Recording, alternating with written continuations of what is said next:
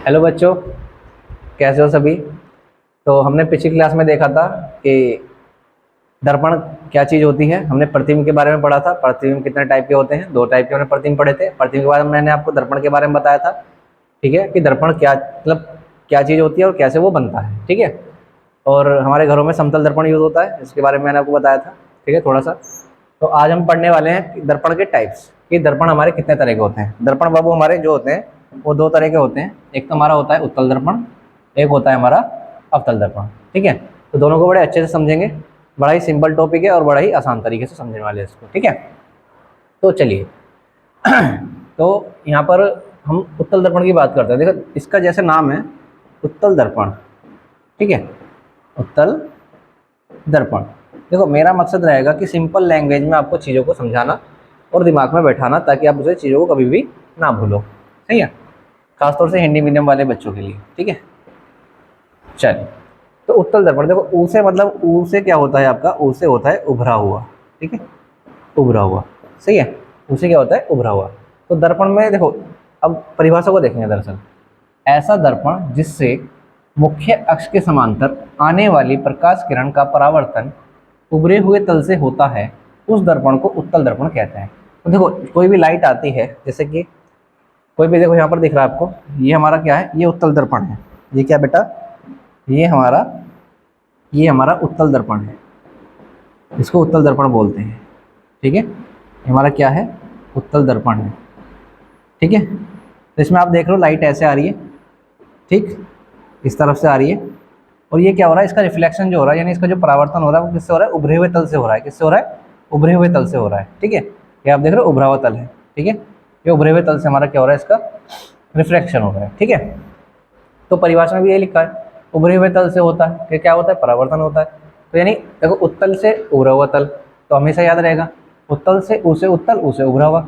यानी कि ऐसा दर्पण जिसमें मुख्य अक्ष के, देखो ये जो लाइन सेंटर से होके जाती है बेटा, ठीक है, उसको बोलते हैं मुख्य अक्ष। जो लाइन सेंटर से होके जाती है उसे मुख्य अक्ष बोलते हैं। ठीक है, ये सब के बारे में हम थोड़ा आगे पढ़ेंगे अभी। ठीक है, फिलहाल इसे अवतल दर्पण और उत्तल दर्पण को ध्यान से समझेंगे। सही है, ठीक है। तो उत्तल दर्पण क्या होता है, ऐसा दर्पण जिसमें मुख्य अक्ष के समांतर आने वाली प्रकाश किरण का परावर्तन उभरे हुए तल से होता है, उस दर्पण को हम क्या कहते हैं बेटा, उत्तल दर्पण कहते हैं। यानी कि जो उभरे हुए तल से लाइट का रिफ्लेक्शन होगा, उस दर्पण को हम उत्तल दर्पण कहेंगे। उसे उभरा हुआ, उसे उत्तल। ठीक है, अब बात करते हैं अवतल दर्पण की। ठीक है, तो इसमें क्या होता है, उभरे हुए तल से लाइट का क्या होता है बेटा, रिफ्लेक्शन यानी परावर्तन। उभरे हुए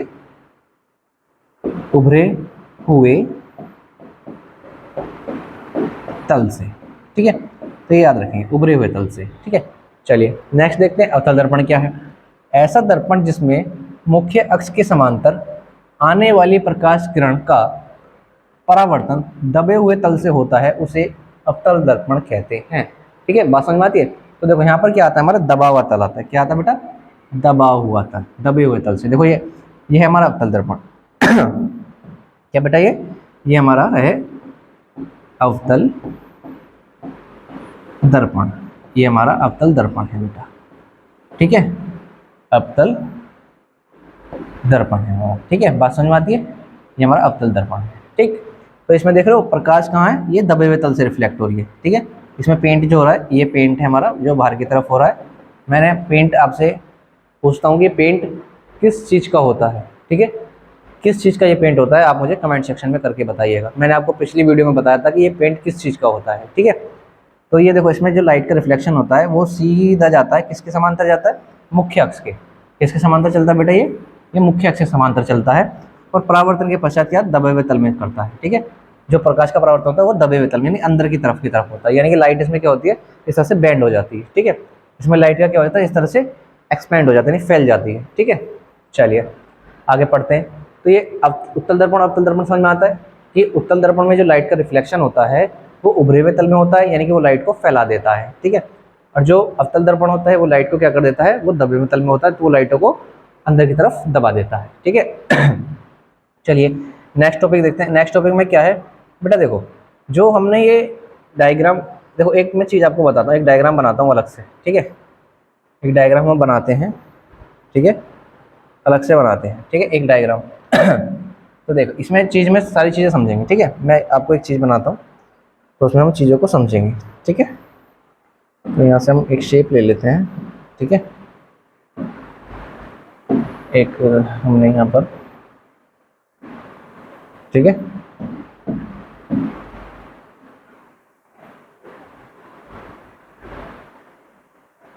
ये हमने एक यहाँ पर दर्पण बना लेना है, ठीक है। इस पर किसका पेंट कर देंगे हम, रेड ऑक्साइड का पेंट कर देंगे, ठीक है। इसका पेंट कर देंगे बेटा, ये रेड ऑक्साइड का पेंट कर देंगे।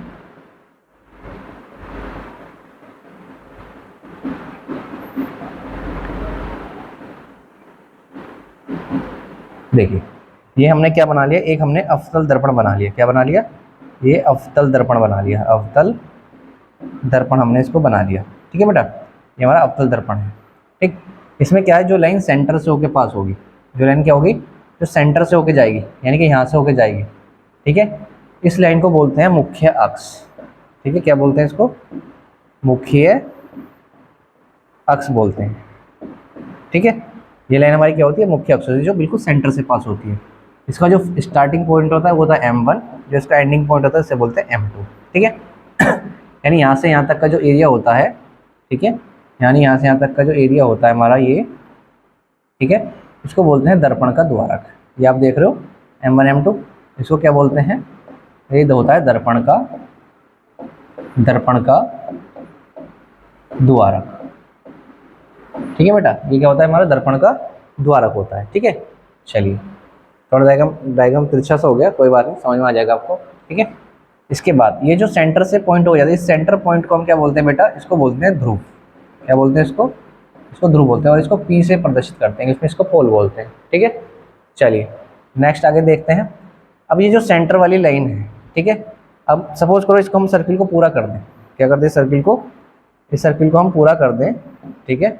यहाँ से लेकर इस तरह से इसको पूरा कर दें, क्या कर दें, सर्किल को इस तरह से पूरा कर दें, तो इसका एक सेंटर बनेगा, ठीक है। तो वही सेंटर क्या होता है, इस दर्पण का, अवतल दर्पण का क्या कहलाता है, इसको बोलते हैं वक्रता केंद्र बोलते हैं। क्या बोलते हैं इसको, वक्रता केंद्र बोलते हैं इसको। क्या बोलते हैं बेटा, वक्रता केंद्र बोलते हैं इसको। ये हमारा होता है वक्रता केंद्र, ठीक है। चलिए अब इसके आगे देखते हैं। अब जो देखो ये, क्योंकि अवतल दर्पण मैंने इसलिए लिया क्योंकि यहाँ पर आपको जो लाइन है वो दिख जाएगी। अब देखो जो मैंने बताया था, अवतल दर्पण क्या होता है, प्रकाश का परावर्तन दबे हुए तल से होता है। तो जो लाइन मुख्य अक्ष के समांतर जाएगी, ठीक है बेटा, जो प्रकाश किरण क्या होगी, जो प्रकाश किरण मुख्य अक्ष के समांतर जाएगी बेटा, ठीक है। ये प्रकाश किरण मुख्य अक्ष के समांतर जा रही है, ठीक।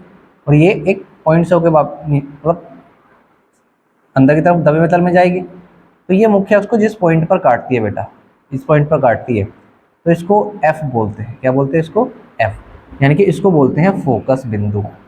क्या बोलते हैं इसको, फोकस बिंदु, इसको बोलते हैं फोकस बिंदु, ठीक है बेटा। तो यहाँ पर जो मैं ये नाम बता रहा हूँ आपको, ठीक है, एक तो मुख्य अक्ष बताया मैंने आपको, क्या बताया, मुख्य अक्ष बताया, ठीक, दर्पण का द्वारक, ध्रुव, फोकस बिंदु, वक्रता केंद्र, ठीक है। ये सब की डेफिनेशन हम देखने वाले हैं, इसलिए मैं सब आपको पॉइंट आपको बता दे रहा हूँ, ये पॉइंट कहाँ कहाँ होते हैं, ठीक है। इसी के साथ एक और चीज़ देखेंगे इसमें, ये जो वक्रता केंद्र है इसको R से नोट करते हैं, छोटा वाला R होता है, सॉरी R नहीं, इसको C से डिनोट करते हैं, इससे C से, इसको C से डिनोट करते हैं, वक्रता केंद्र को C से। तो देखो अब यहाँ पर क्या होगा, देखो थोड़ा सा मुझे ध्यान से करना पड़ेगा। तो जो F से लेकर के P तक की जो डिस्टेंस होती है बेटा, F से लेकर के P तक की जो डिस्टेंस होती है उसको स्मॉल f बोलते हैं। क्या बोलते हैं इसको, स्मॉल f, यानी कि इसको बोलते हैं फोकस दूरी। क्या बोलते हैं इसको, फोकस दूरी, ठीक है। क्या बोलते हैं, फोकस दूरी बोलते हैं इसको, ठीक है बेटा, इसको बोलते हैं फोकस दूरी, ठीक है। इसी तरह से वक्रता केंद्र से लेकर के जो ध्रुव तक के बीच की दूरी होती है, इस तरह से, इसको स्मॉल r बोलते हैं, यानी इसको बोलते हैं वक्रता त्रिज्या। क्या बोलते हैं इसको, वक्रता त्रिज्या। ये सब मैं आपको डायग्राम में भी दिखाऊंगा, वहाँ आपको आसानी से समझ में आ जाएगा, ठीक है। तो ये फोकस बिंदु हमारा हो गया F, कैपिटल वाला, फोकस दूरी है स्मॉल एफ, छोटा वाला। फोकस त्रिज्या आर हो गई, छोटी वाली। ठीक है, यहाँ देखो मैंने आपको दर्पण का द्वारक बताया M1 M2। ठीक है, मुख्य अक्ष मैंने आपको बता दी है। तो ये सारे पॉइंटों की हम डेफिनेशन देखने वाले हैं, कौन सी डेफिनेशन किस तरह से बनती है। अगर देखो ये डायग्राम आपको दिख रहा है, ये डायग्राम यदि आपको याद है तो सभी डेफिनेशन आपको बड़ी आसानी से याद हो जाएगी। ठीक है, तो चलिए डेफिनेशन पे आते हैं। डेफिनेशन हमारी क्या कहती है, तो ये हमारी देखिए, ये हमारी डेफिनेशन है। ठीक है, तो देखो सबसे पहले हमारी, इसको थोड़ा सा बड़ा कर लेते हैं। ठीक है, तो यहाँ देखिए, ये देखिए ये बड़ा शानदार डायग्राम आपके लिए। ठीक है, यहाँ डेफिनेशन देखते जाएंगे और चीज़ों को समझते जाएंगे। सही है, तो देखिए पहली डेफिनेशन हमारी क्या है, ध्रुव की है। तो देखो जैसी इनकी डेफिनेशन है, ठीक है, बिल्कुल वैसे ही हमने चित्र में देखा अभी बिल्कुल। ठीक है, तो वैसे ही समझेंगे। तो देखो ध्रुव की परिभाषा हमारी क्या बनने वाली है कि दर्पण का मध्य बिंदु क्या कहलाता है, ध्रुव कहलाता है। तो बेटा मैंने आपको पीछे पढ़ाया था, देखिए यहाँ पर हमने बताया था ये रहा दर्पण और ये इसका सेंटर पॉइंट क्या कहला रहा है, ध्रुव कहला रहा है। तो भैया सिंपल सी परिभाषा है कि जो हम दर्पण का जो ध्रुव होता है वो क्या होता है, हमारा दर्पण का मध्य बिंदु होता है। ठीक है, जो दर्पण का ध्रुव होता है वही दर्पण का मध्य बिंदु होता है। तो इसको ऐसे पढ़ सकते हैं कि दर्पण का मध्य बिंदु क्या कहलाता है, ध्रुव कहलाता है। और इसको बेटा पी से प्रदर्शित करते हैं क्योंकि इसको इंग्लिश में पोल बोलते हैं। ठीक है, चलिए आगे पढ़ते हैं।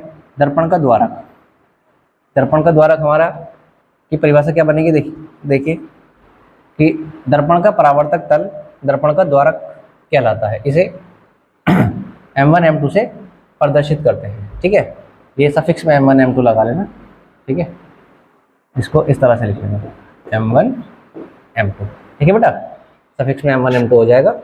चलिए तो आगे देखते हैं। अब दर्पण का द्वारक उसमें समझ लेते हैं तो होता क्या चीज़ है, इसको अलग से बता देता हूँ मैं आपको।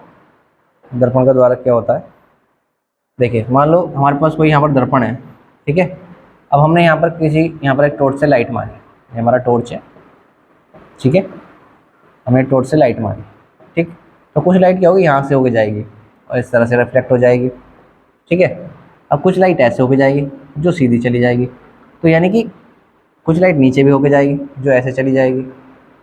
ठीक है, ऊपर की तरफ आ जाएगी। तो यानी कि जितने एरिया से अब देख लो, जितने एरिया से यानी कि यहाँ से लेकर के यहाँ तक क्या कर पा रहा है, ये लाइट का रिफ्लेक्शन कर पा रहा है। तो जितने एरिया से दर्पण लाइट का रिफ्लेक्शन ये प्रकाश का परावर्तन कर पाएगा उतने ही एरिया को क्या बोलेंगे, उसका दर्पण का द्वारक बोलेंगे। ठीक है, चलिए परिभाषा की बात करते हैं।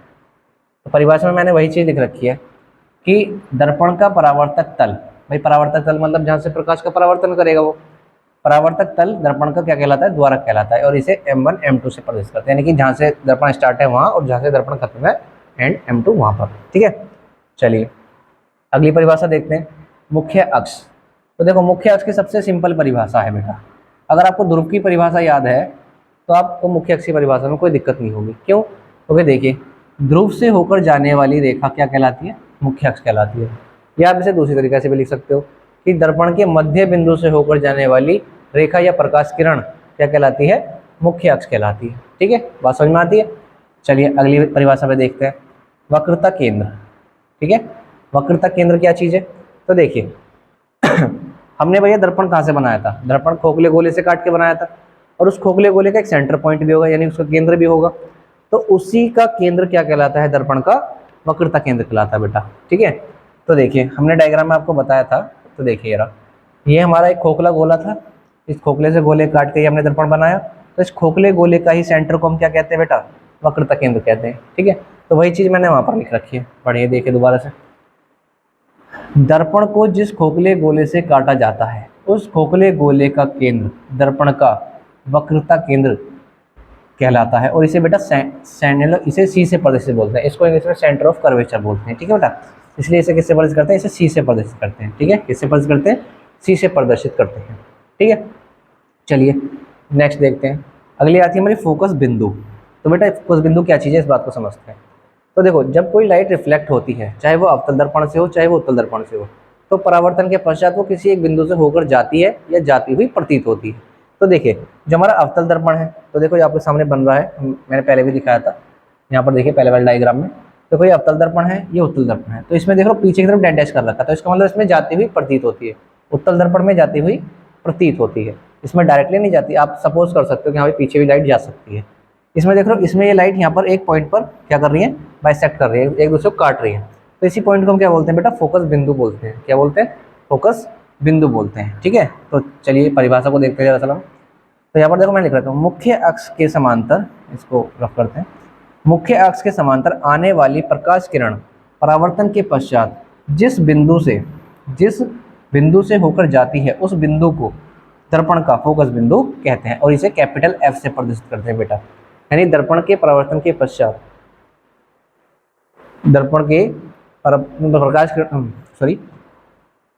के परावर्तन के पश्चात प्रकाश किरण जिस बिंदु से होकर जाती है या जाती हुई प्रतीत होती है, इस तरह इसमें ऐड कर सकते हो उत्तल दर्पण के लिए, जाती हुई प्रतीत होती है, उसको हम क्या कहते हैं, उस बिंदु को फोकस बिंदु कहते हैं। ठीक है बेटा, चलिए इसे एफ से, कैपिटल एफ से प्रदर्शित करते हैं। नेक्स्ट देखिए वक्रता त्रिज्या, यानी कि वक्रता त्रिज्या हमारी मैंने आपको क्या बताई थी, चलिए एक बार डायग्राम में देखते हैं। तो देखिए जो हमारा वक्रता केंद्र है और जो ध्रुव है उसके बीच की डिस्टेंस जो होती है वही वक्रता केंद्र होती है, सॉरी वक्रता त्रिज्या होती है। ठीक है, जो हमारी वक्रता केंद्र है और जो ध्रुव है उसके बीच की जो डिस्टेंस है उसी को हम वक्रता त्रिज्या बोलते हैं। ठीक है, तो बिल्कुल जैसे ही देखो, जैसे यहाँ पर डायग्राम में है बिल्कुल सेम डेफिनेशन इससे बनने वाली है। ठीक है, ये वक्रता केंद्र, ये ध्रुव, बीच की डिस्टेंस क्या है, त्रिज्या। तो डेफिनेशन में देखो बेटा वही लिखी हुई है कि दर्पण के ध्रुव व वक्रता केंद्र के बीच की दूरी, दर्पण के ध्रुव और वक्रता केंद्र के बीच की दूरी क्या कहलाती है बेटा, वक्रता त्रिज्या कहलाती है, और इसको स्मॉल आर से प्रदर्शित करते हैं। ठीक है, बात क्लियर होती है। तो देखो बिल्कुल डायग्राम आप उसको बना लेना, नोट कर लेना, और उसी डायग्राम से आपकी सारी परिभाषा क्या हो जाएंगी, क्लियर हो जाएंगी। हमारी नेक्स्ट परिभाषा है फोकस दूरी। ठीक है, देखो फोकस दूरी पे वहाँ पर बताया था मैंने आपको, एक बार फिर देखिए। तो देखिए ये हमारा फोकस बिंदु था, ये हमारा ध्रुव था, तो फोकस और ध्रुव के जो बीच का डिस्टेंस है उसी को हम क्या बोलते हैं, फोकस दूरी बोलते हैं। ठीक है, तो चलिए परिभाषा को देखते हैं, सिंपल परिभाषा एकदम। ये देखिए यहाँ पर, तो हमारी परिभाषा में क्या है, दर्पण के ध्रुव व फोकस के बीच की दूरी को क्या बोलते हैं, फोकस दूरी बोलते हैं। दर्पण के ध्रुव और फोकस के बीच की दूरी क्या कहलाती है, इसको क्या बोलते हैं, फोकस दूरी बोलते हैं, और इसको स्मॉल एफ से प्रदर्शित करते हैं बेटा। किससे प्रदर्शित करते हैं, स्मॉल एफ से। मैं आपको एक और चीज़ बता दूं, वक्रता त्रिज्या और फोकस दूरी में रिलेशन होता है एक। ठीक है, क्या होता है, वक्रता त्रिज्या और फोकस दूरी में बेटा एक रिलेशन होता है। देखो ये हमारी वक्रता त्रिज्या है, वक्रता त्रिज्या क्या है हमारी, वक्रता त्रिज्या है आर। ठीक है, और फोकस दूरी हमारी है स्मॉल एफ। ठीक है बेटा, फोकस दूरी क्या है हमारी, स्मॉल एफ। ठीक है, तो इसके बीच में हमें इसमें क्या बनाना है, इसमें संबंध बताना है। ये पेपर में पूछे थे 1 नंबर में, 2 नंबर में कि फोकस दूरी वक्रता त्रिज्या के बीच में संबंध बताइए, ऑप्शन में पूछ लेते हैं। ठीक है, तो इसमें हमें संबंध बताना है, क्या बताना है, संबंध बताना है। तो देखो क्या होता है, जो आपकी फोकस दूरी होती है वो वक्रता त्रिज्या की आधी होती है, जो फोकस दूरी होती है बेटा वो वक्रता त्रिज्या की होती है आधी होती है, यानी एफ इजिकल टू क्या होता है बेटा, r/2 होता है। या आप ऐसा कह सकते हो जो वक्रता त्रिज्या होती है वो फोकस दूरी की क्या होती है बेटा, डबल होती है। इस तरह से आप लिख सकते हो, क्या होती है, फोकस दूरी की डबल। या तो आप ऐसा लिख सकते हो कि फोकस दूरी वक्रता त्रिज्या की आधी होती है, या आप इस तरह से लिख सकते हो कि जो वक्रता त्रिज्या है वो फोकस दूरी क्या होती है बेटा, आधी होती है। ठीक है, सॉरी डबल होती है, या तो फोकस दूरी वक्रता त्रिज्या की आधी या वक्रता त्रिज्या फोकस दूरी की डबल। ठीक है, तो इसी के साथ हमारी क्या होती है, यहाँ पर इसकी क्लास फिनिश होती है। ठीक है, तो आज हमने देखो क्या क्या देखा, हमने उत्तल दर्पण और अवतल दर्पण के बारे में पढ़ा, और हमने इससे संबंधित जितनी भी परिभाषाएं बन सकती थी हमने उसके बारे में सीखा। ठीक है, तो नेक्स्ट वीडियो में हम क्या करेंगे, हम इससे संबंधित कुछ फॉर्मूले आपको बताएंगे। जैसे मैंने आपको आज एक फॉर्मूला बताया, एफ और आर के बीच में रिलेशन बताया। ठीक है, कल को मैं आपको जो दर्पण के आगे यदि हम किसी वस्तु को रख देते हैं, उस वस्तु से ध्रुव के बीच की डिस्टेंस, उससे वस्तु का प्रतिबिंब बनेगा उसके बीच की डिस्टेंस, और ये हमारा फोकस इसके बीच की डिस्टेंस, इन सब के बीच में क्या करेंगे, हम रिलेशन क्रिएट करेंगे और इसको समझने की कोशिश करेंगे। ठीक है, तो नेक्स्ट वीडियो में बनने के लिए आपको चैनल को सब्सक्राइब करना पड़ेगा, इस वीडियो को ज़्यादा से ज़्यादा शेयर करना पड़ेगा। ठीक है, तो सभी को अगर वीडियो अच्छी लगती है तो ज़्यादा से ज़्यादा शेयर करें, लाइक करें, और जो भी क्वेश्चन आपका निकलता है उसे कमेंट सेक्शन में ज़रूर लिखें। ठीक है, और मैंने वैसे एक क्वेश्चन पूछा है कि दर्पण के पीछे किसका पेंट किया जाता है वो मुझे कमेंट सेक्शन में जवाब चाहिए उसका, ठीक है। तो मिलते हैं नेक्स्ट क्लास में, धन्यवाद।